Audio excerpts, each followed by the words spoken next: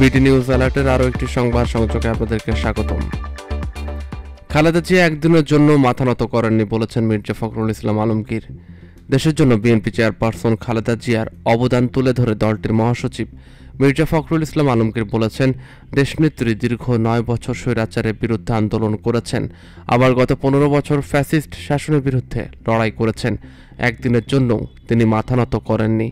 ঠাকুরগাঁও সরকারি বালক উচ্চ বিদ্যালয়ের বড় মাঠে সোমবার 7 সেপ্টেম্বর দুপুরে জেলা বিএনপির দ্বিবার্ষিক সম্মেলনের উদ্বোধনী বক্তব্যে তিনি এসব কথা বলেন।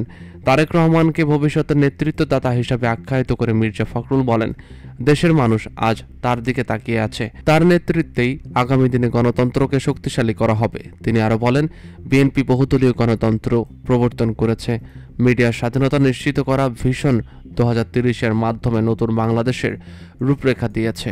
এখন 31 দফা কর্মসূচির মাধ্যমে অর্থনীতি, রাজনৈতিক কাঠামো ও রাষ্ট্রের প্রতিটি ভেঙে যাওয়া প্রতিষ্ঠান পুনর্গঠনের লক্ষ্য নিয়ে এগোচ্ছে দলটি।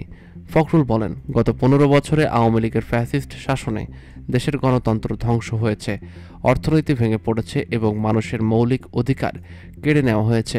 এই সময় বিএনপি সহ গণতান্ত্রিক রাজনৈতিক দলগুলোর হাজারো নেতাকর্মী মিথ্যা মামলা ও নির্যাতনের শিকার হয়েছে। মির্জা ফখরুল বলেন, 24 জুলাই ঢাকার রাজপথে হাজারো তরুণ, যুবক, নারী ও শিশু তাদের অধিকার ফিরিয়ে আনার আন্দোলনে প্রাণ দিয়েছে। ঠাকুরগাঁওয়ে গত 15 বছরে আমাদের 12 জন সহকর্মী শহীদ হয়েছে। জুলাই মাসেই প্রাণ দিয়েছে 4 জন।